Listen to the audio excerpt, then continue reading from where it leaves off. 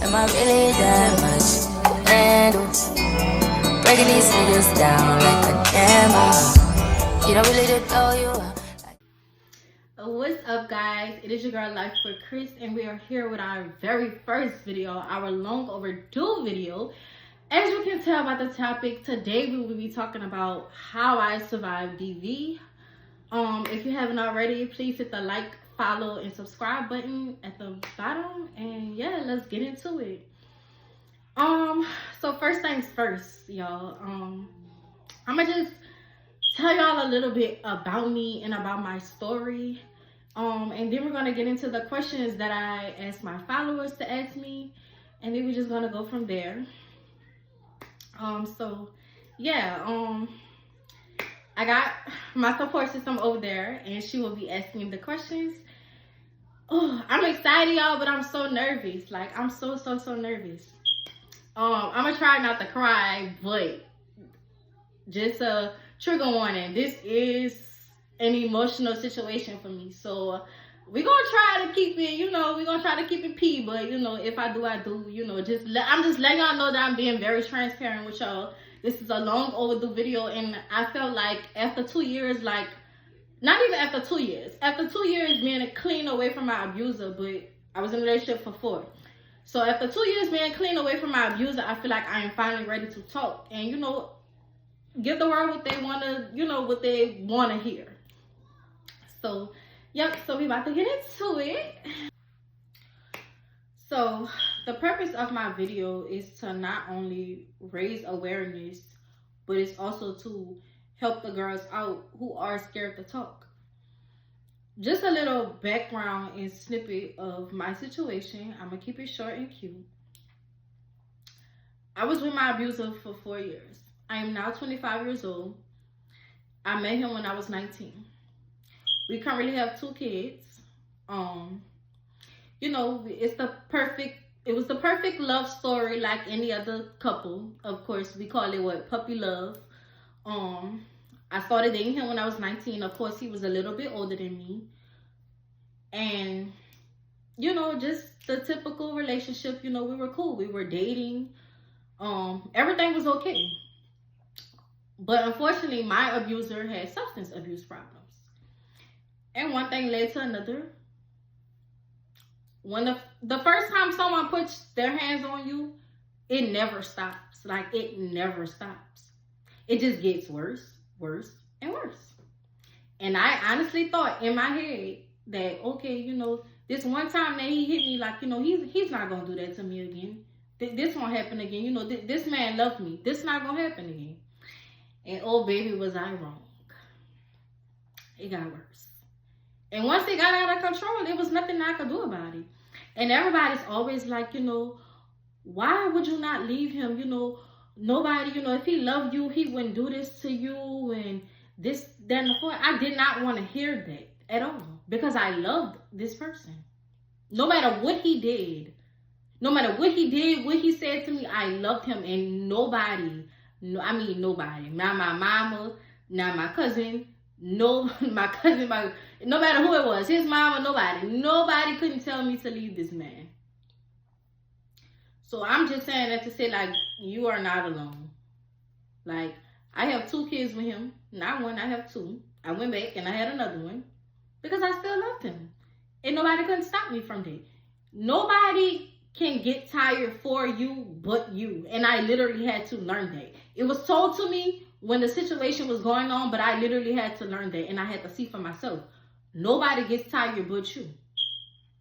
I'm not saying that to say you need to stay, but I'm just saying that coming from someone who was in that situation, I know how it is, and it's hard. It's hard. It's easier said than done to just be like, oh, girl, leave him. You don't need him. And it'll be like, you're so pretty. I don't understand how you putting up with that. That's easier said than done. And everybody always feels that way because they're not in your shoes. But, like, it's hard. It's easier said than done. And I loved him. I'm telling y'all, nobody couldn't tell me nothing. No matter what it was. But all I can say, like, it literally gets worse. One attack leads to another attack. And trust me, and y'all, like, I blamed myself for so long. Like, it got to a point where I was so fed up with me, because it's like, you know how you know God makes you so uncomfortable in a situation that you're not supposed to be in, and you know how you constantly ignore the signs. Like, that was me, like, constantly ignoring the signs of knowing somewhere that I'm not supposed to be, but I just didn't care. I was just ignoring it. I can remember this was the worst attack. Like, this day, this specific day, this was the day, like, I just knew. Like, this day, I thought that, like, my life was coming, like, gonna end. Like, this how bad it was. So, me and this person, like, we always argued over money. Like, always. Like, it was always a money issue. And I felt like it was a little bit more jealousy more than anything. Like, he was the type that always used to provide, but he felt like you as the, you know, like, you as the woman, if you was getting more money than him, like, he felt some type of way. Like, he didn't like that. So I can remember this specific day. He wanted to go pawn some phones. Like, y'all know if they got the little thing at Walmart where you take and you go pawn the phones there. He wanted to go do that. So I'm like, all right, cool. You know, we can go do that. So we go pawn the phones. Unfortunately, things didn't work out that way, because sometimes they'll take the phones for money. Sometimes they might not. So when I tell y'all, flashed out, like, blamed me, cursing me out, like, you know, it starts off with, like, verbal abuse. That's always. I mean, he was just so upset, and y'all, I was just confused. I'm like, because how you gonna blame me for something like that I can't control? He ain't want to hear that. He wasn't going for that. We get in the car. Of course, it's still more verbal abuse. It's a lot of finger pointing, and, you know, like, it started off as soft hits, like, you know, like, pushing me, like, you know, like, and mind y'all, like, I'm driving. So, of course, like, I'm like, you need to chill out. Like, if you keep hitting me, we gonna wreck. So at this point, I'm fed up. I'm like, just get out my car. He ain't like that. I put him out my car. I drive probably like maybe 2 blocks down. I get to his mom's house because I needed to get my things. I was going to remove myself from the situation. And at the time, I was on the phone with my dad. So mind y'all, he's hearing this whole thing go on. This person finally, from where I put them out at, he finally gets to the house, and I'm getting my things out of the house. He did not like that. He comes over. As I'm putting my stuff in the car, mind y'all, my dad is on the phone, like I told y'all the whole time, so he hearing all this. I'm putting my stuff in the car. As I'm getting in the car, like about to close the door, my window was like mid-roll down. All I know is I got in the car. I blacked out low key. So it's like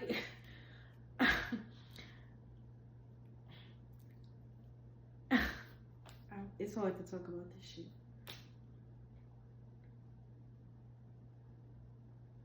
I'm keeping this video because I'm gonna edit me cursing and pausing up.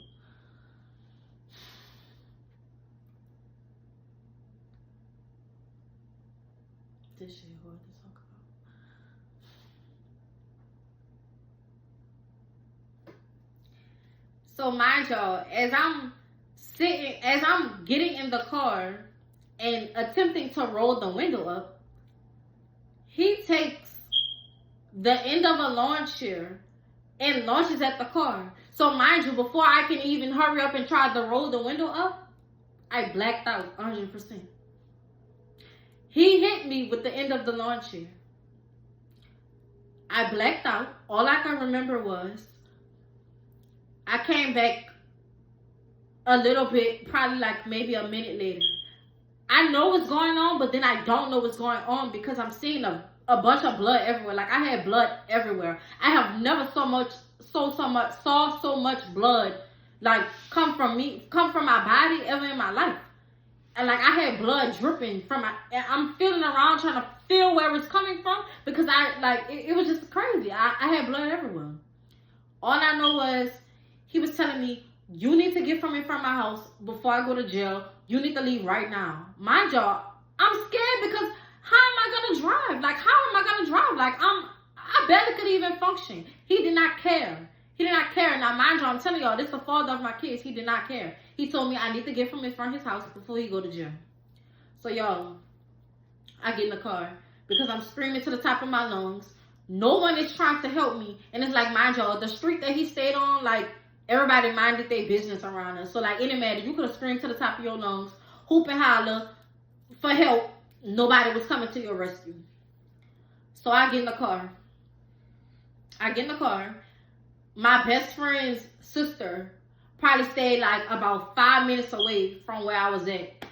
By the grace of God, y'all, I got in the car. I probably had to stop like one time because I had so much blood everywhere. And I mind y'all, I'm going in and out. Like, I had a headache out this world. Like, I just felt like I couldn't function. But I had to drive that car because I felt like I was going to die. Like, I just had blood everywhere, non-stop. It just didn't want to stop. It was everywhere. I felt like I was going to die if I did not get any help. I just knew I couldn't do it. And I knew I couldn't make it on the other side to where I stayed at. And I was scared because I just didn't want to go to the hospital because I didn't know what was I going to say. So I finally make it to my best friend's sister's house. And just so happened, as I'm pulling up, her sister was getting out of the car. So she like screaming, she like cursing, like, oh my God, it was crazy. Like, she couldn't believe it. Like, it was just crazy, y'all. And unfortunately, that day, I had to get 8 stitches on my head. I had to get 8 stitches. They told me that luckily, like, I made it in time that I did because I had lost so much blood. So, like, just imagine, like, y'all, it was scary. Like, it was scary. I still took him back after that. We had another child a year later.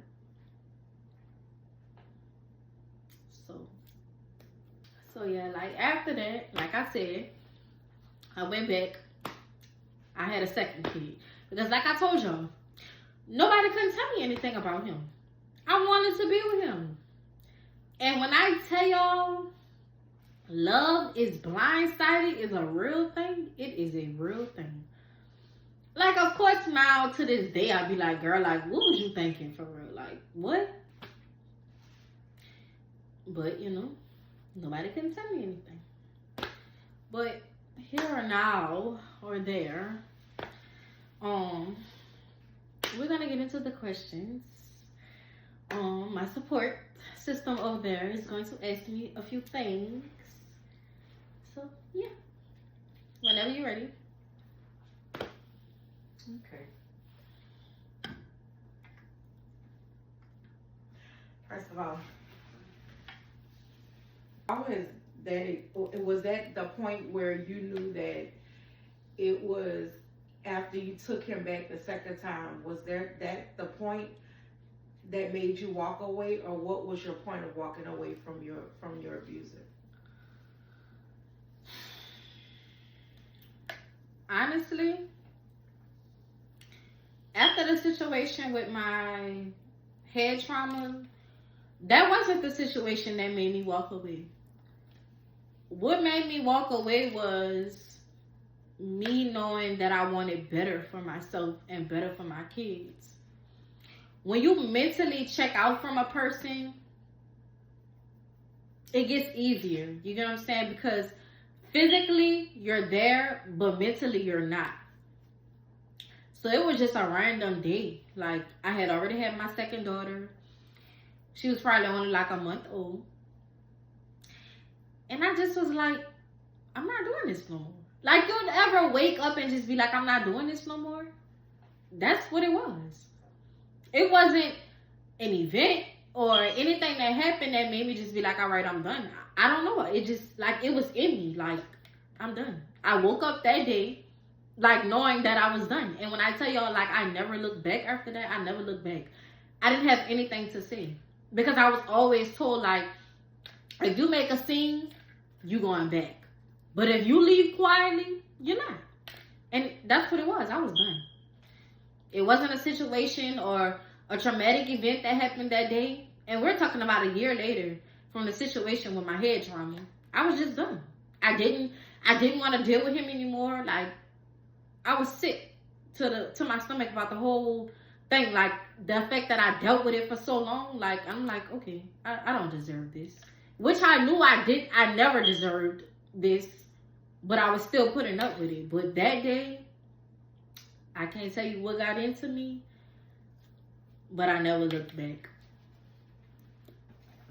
So to answer your question, yes, it was no specific situation. Okay. So you stated that about some of the things that were your red flags of knowing. Did you see anything specific when it first happened?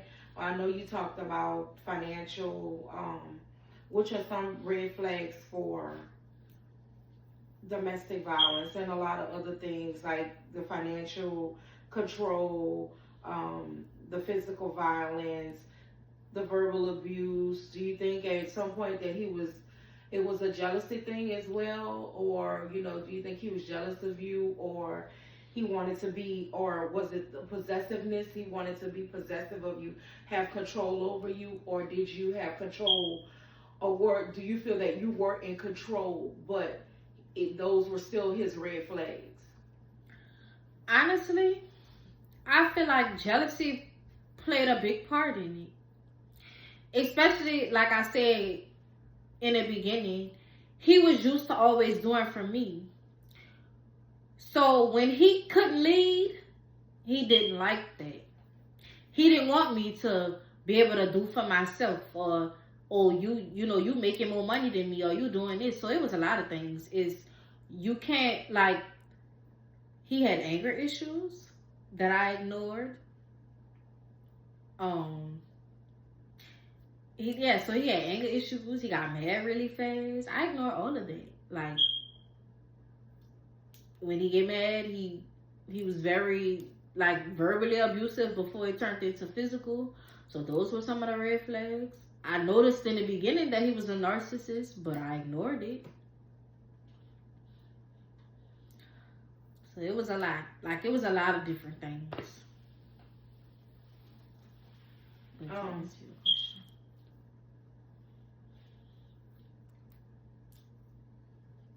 How has that experience impact your daily life, and how do you feel it's impacted your children? So honestly, now 2 years later, that I'm away from the situation, I'm doing better now than I was a year ago, because like now it affects me, but then it doesn't. I mean, I still think about the situation and the things that has happened, but it's not as worse as it was. And only child that I feel like it affected was my first daughter, because she was around for most of the attacks. And yes, he did used to put his hands on me in front our first child. So I feel like that plays a major part in her life and the way she acts now too, because she's seen a lot of things.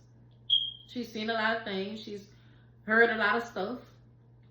She's seen mommy go through a lot of things. So that definitely affects her in a way.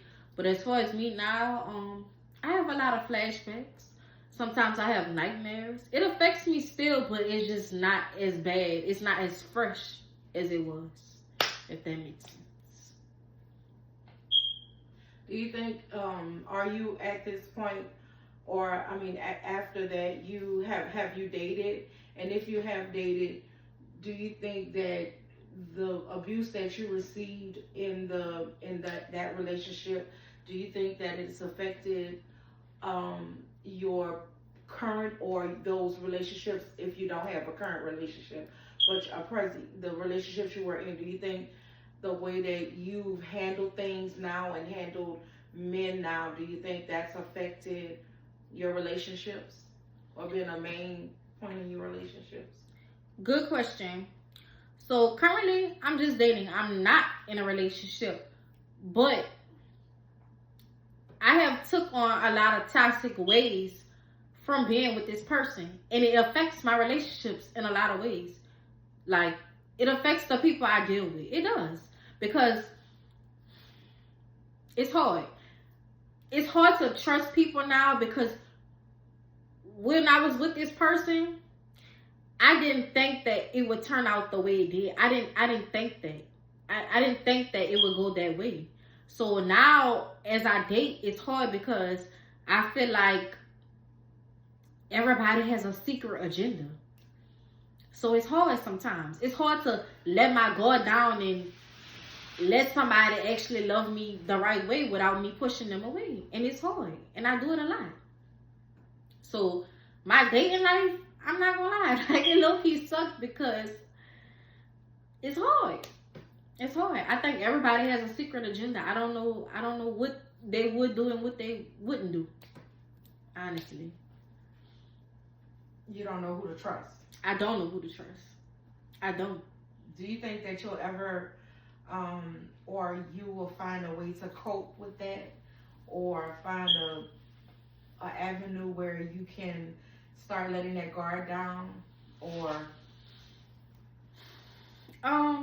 A coping mechanism for me, I like to talk. Like what I'm doing now, this is a coping mechanism. When I can sit down, I feel like I can freely talk about this. That helps me cope, because I feel like, hey, like, you're doing okay. If you can sit down and you can talk about it, you're doing okay. Okay.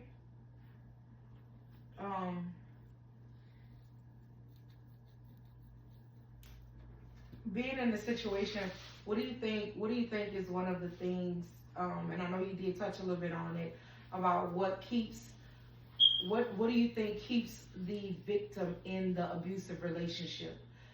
Do you think it's something besides love, or do you feel that some people may feel that they don't have another person, or they don't want to deal with this again with somebody else, and they just want to stay in the situation? Or what do you think it is, that keeps them there? Let me say this. When you're dealing with a narcissist, if he was anything like the person I was dealing with, when I tell you this man wanted to make it like nobody loved me but him, or nobody had my back, or nobody had my best interest but him, they will manipulate you into thinking that you don't need anybody but them. And that's all I thought. I just felt like, okay, long as I got him, I don't need nobody. I'm good. I don't need anybody. That's all I need. That's all I needed was him. Okay, so I want to know, what do you think makes the victim stay in the relationship with the abuser before they can escape or get away from the abuser? Do you think it's because they feel that no one else will love them, or they don't want to deal with someone else because they feel that they're going to get the same, because of them being either, do they feel weak, or, and if they get into another relationship or deal with someone else, they're going to get the same outcome? That person is going to be an abuser. May not be physical, but it may be a mental abuser, may be verbal. What do you think their reasoning for staying in a relationship with the abuser is? My personal opinion is manipulation. Manipulation and fear. You've been brainwashed and manipulated so much, you feel like you don't need anybody else. And I feel like that's why, women stay half the time. And not even just women. Domestic violence can go both ways. It can go women or men. But I am speaking for my women. But manipulation plays a big part, and fear. Some women are scared to leave because they don't know what might happen. And manipulation, this person has manipulated you into thinking, nobody's going to have your back but them. Or nobody has your best interest.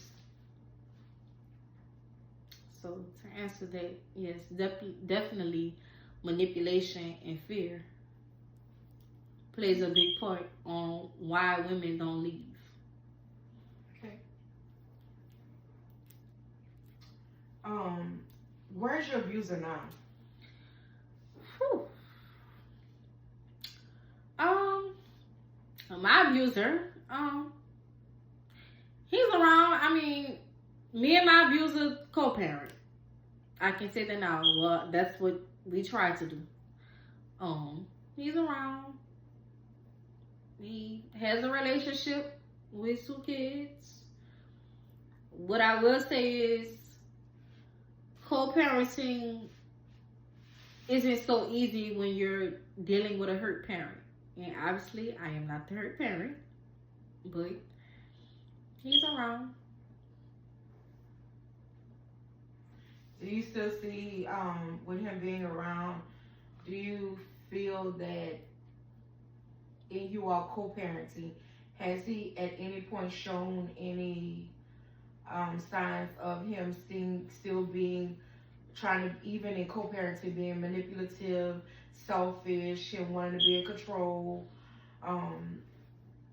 like he was when you all were in a relationship? Definitely still tries to be manipulative, definitely, because he feels like since we have kids together, and I'm not gonna say that's what he does now, but in the past, like when it was fresh of us going our separate ways, he still wanted to, he thought he can just manipulate me and tell me what to do, and or he feel like, oh, because we have kids together, this goes, and that's not how it works. That's not how it works. But to answer your question, definitely. Okay.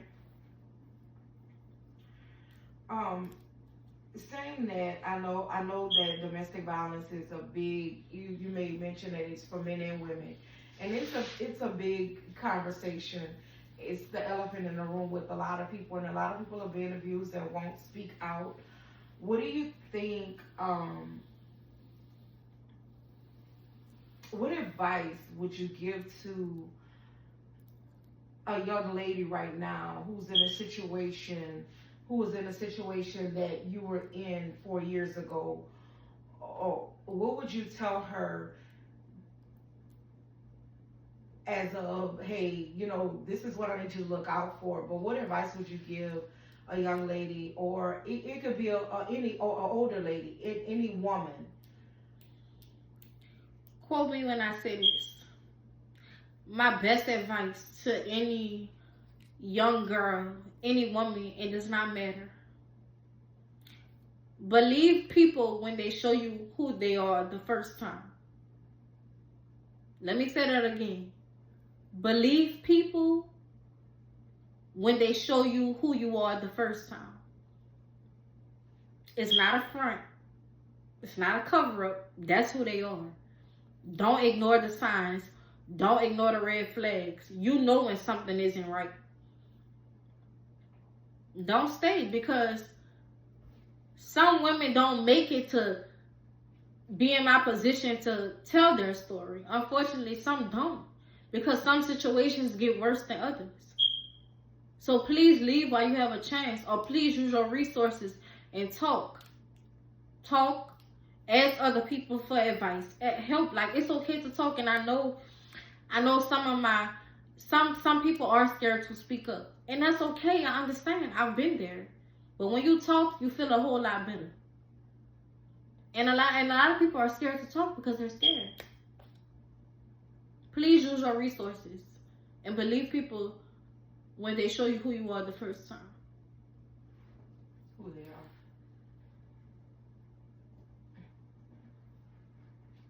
Okay.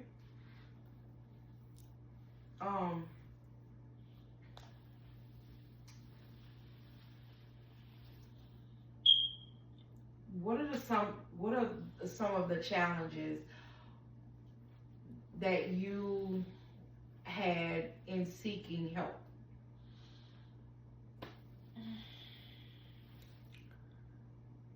I didn't want help at first. Like, I wanted to figure it out on my own. I wanted to I didn't want anybody like, you know, in my business. I didn't want to, even though everybody was already in my business, but it was like, it was kind of embarrassing because I knew I wasn't supposed to be with this person, and I felt like everybody around me was judging me. From family to friends, nobody knew how I felt. So I didn't want the help because it felt like if I came to any one of them and I opened up and said how I really feel, you know, you would judge me like, you know, how they were doing. And so I didn't want any help. What were your support systems? Who were your support systems in walking away from the relationship or the situation? Or did you have any at all? Honestly, when you say support system, I feel like everybody had already walked away from me. Like, especially like friends, like everybody had washed their hands with me before I even had made the decision that I was leaving my person at the time. Why do you So think? support system wise, I feel like I didn't have anybody. Even with family, like they were treating me different. And I understand everybody around me, you know, it's hard seeing a person, you know, your loved one go through something, you know, constantly, you know, and you can't do anything about it to change it. Like, I understand it. And what were you getting ready to ask? I was saying. So you say you felt that everyone had washed their hands. You know, they had left you.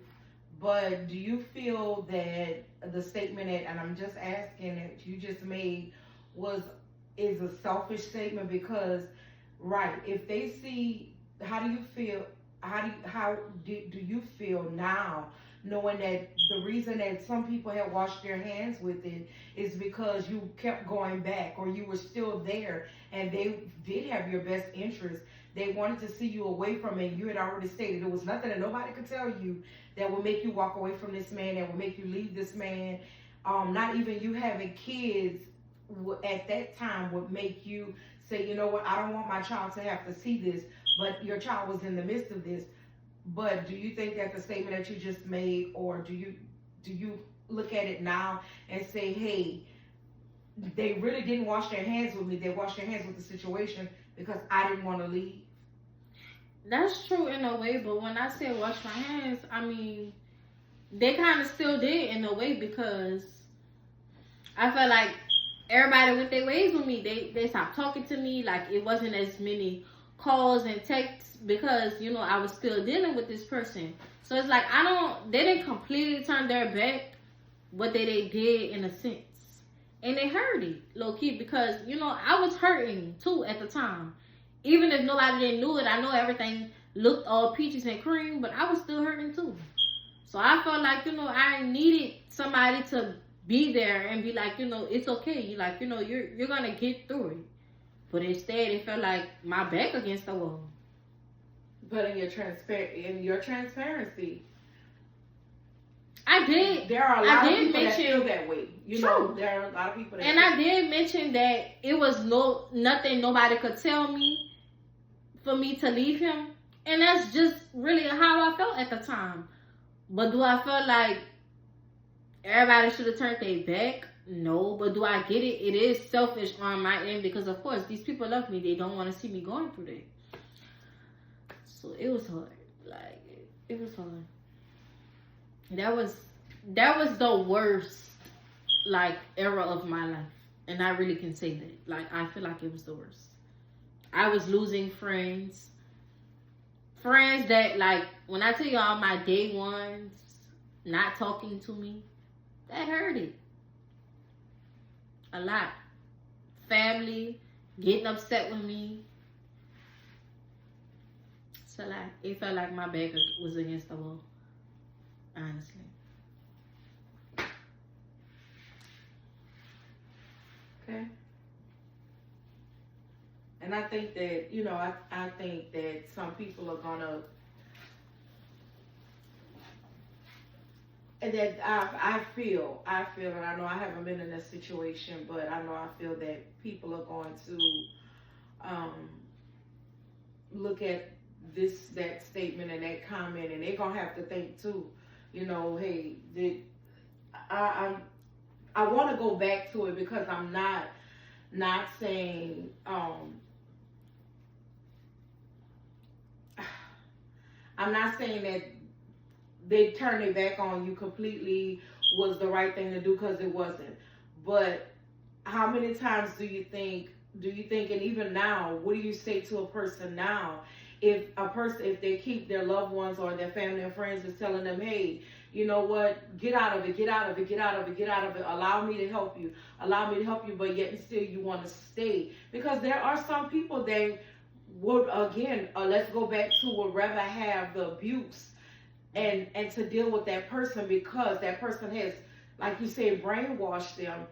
But when the loved one or the support system says, you know what, I'm tired of telling them what to do, you know, do you think that that's why you felt the way that you felt?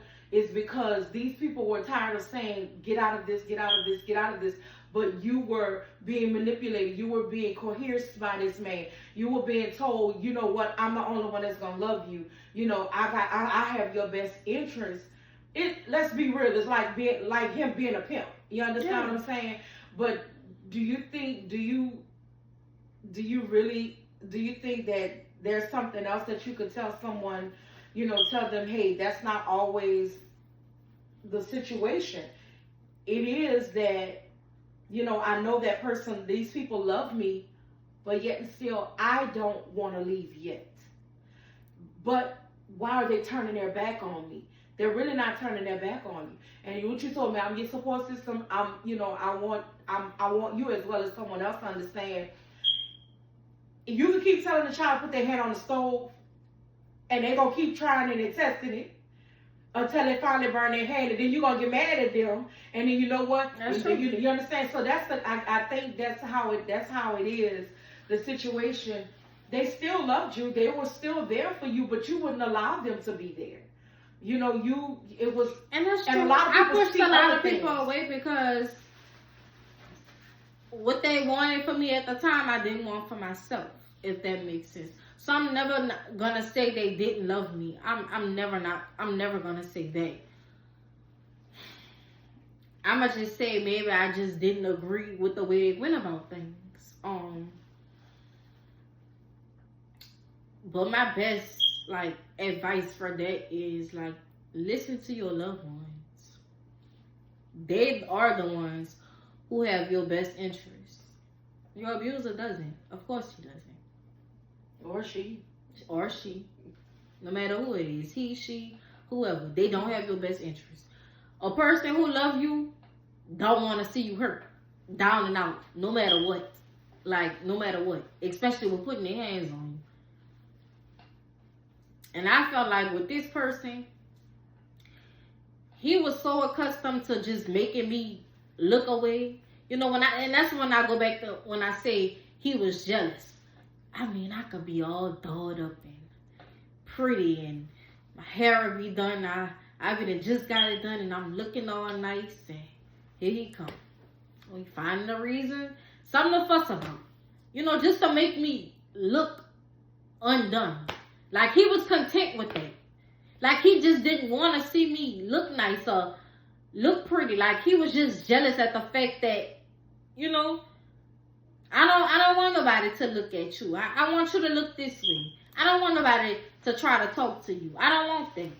So I'm a beat on you and make you look this way so nobody want to talk to you. And that's how I felt. I really felt that. Like deep down in my soul, that's how I felt like how he felt. That's the way he treated me. Like he was okay with that. Because why every time, you know, I'm dogging myself up, you doing something to, you know, make me undone. That's what it was giving. Like he just didn't want to see me happy or see me shine. And somebody that love you or your person, they want to see you shine. They want to see you look good.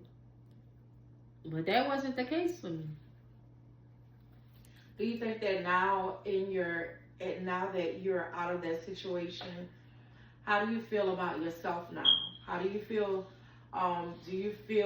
Do you still have that mentality? Or was it a mentality? No, let me go back. With him you dolling yourself up and him snatching that away from you, did it make you feel that, did you feel, okay, well, I'm not pretty enough or I'm not beautiful enough? And if so, how do you feel now, years later, a year after the situation? How do you feel about yourself? Have you gained that confidence back? Because he took a lot from you. That was a situation where he snatched. I mean, you're a pretty girl, yeah, and he took that from you. So how do you feel about yourself now? I can't really be very transparent, so I'm gonna tell y'all. He did take a lot away from me. Like, my confidence is not at a 10. And I can say that. No, a lot of people don't know that. Even my friends, they don't know that. But I'm being very transparent. My confidence is not at a 10. He did take a lot away from me. So it's kind of hard sometimes. Sometimes I don't feel pretty enough, or I'll look at the scar that my edges are covering and I'll be like, I'll get discouraged, or it's hard sometimes. I don't feel like me 100% the person I was like before all this happened. Sometimes I don't talk about it as much, but of course we're here today to be very transparent, and that's deep for me. I'm not as confident as I was, because you got to think about it. Somebody was constantly taking away from my beauty every single time they put their hands on me. It was like they were degrading me to turn me into something else. Like, it's like I just felt like every time this person put their hands on me, it's like a piece of me left. A piece of me left every single time. Like, I felt like I was just, every single time, it was just going downhill. Like, a piece of me left. Something, a small piece of me faded away every single time. From who I am. And that's what they wanted.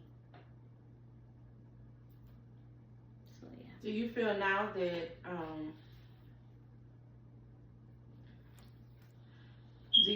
you're in recovery to healing, or do you feel you've completely healed? I have not completely healed. And I haven't been with this person in 2 years, and I have not completely healed. I'm still healing. But let me say this. I haven't gave myself time to properly grasp this situation and accept what happened. And that's why I feel like currently it's hard for me to date, because I am still healing, and I never properly gave myself time to just sit out and focus on Kristen and put me first. And not even just like with me and my kids, and I mean put me first, just me. Because I was the one going through this. I never gave myself time to do that. So no. I didn't give myself time to heal. I'm still healing. Still trying to grasp this situation every day. What has been your motivation, and what has empowered you to move to stay on this journey of healing and recovery? What keeps you going? My girls. My girls are everything. Everything. My daughters are everything. They keep me going. They keep me going. They keep me sane. I need them, and they need me. And I want the best life for them. I don't want that to be them. I pray it never happens. But we can't say what the future holds. And I just pray that it's never them. But I'm trying to break that. I hope that they never go through that. They keep me sane. I keep going for them.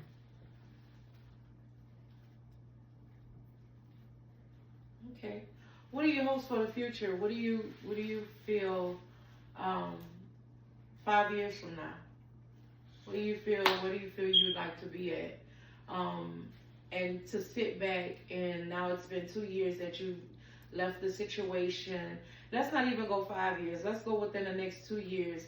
Do you feel that your confidence is going to be there more? You're going to be the person that you were prior to getting with this person.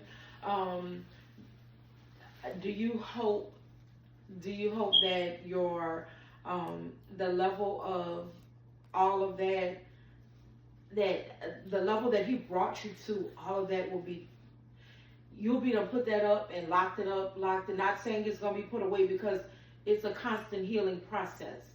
But how do you feel within the next 2-3 years that you'll what do you feel for the future that you'll be at?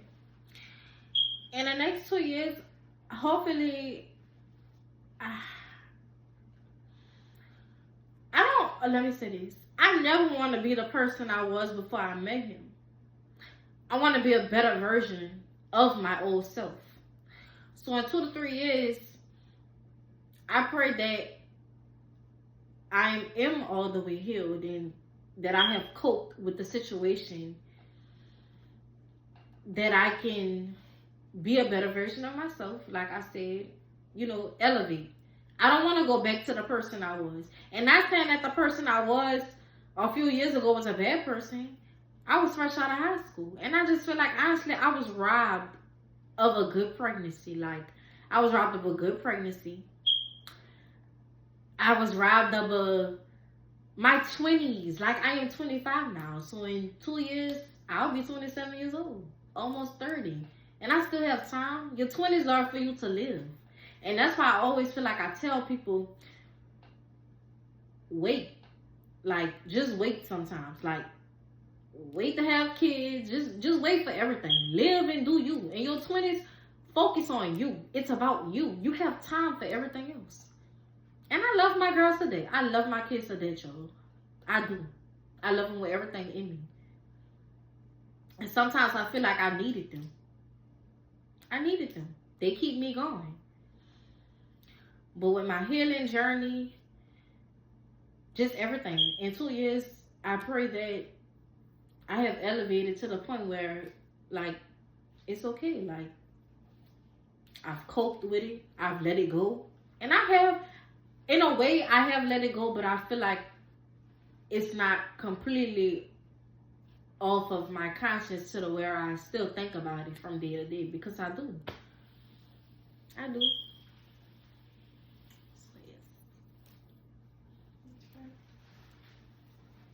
So you feel that it'll be, and I think we're at the point of wrapping it up, but do you feel that what you've gone through and the experience that you've had with women being transparent and doing this podcast, doing this portion of your podcast, will allow other women to come out and understand that you do have help, you do have someone that you can speak to, even if they're not blood?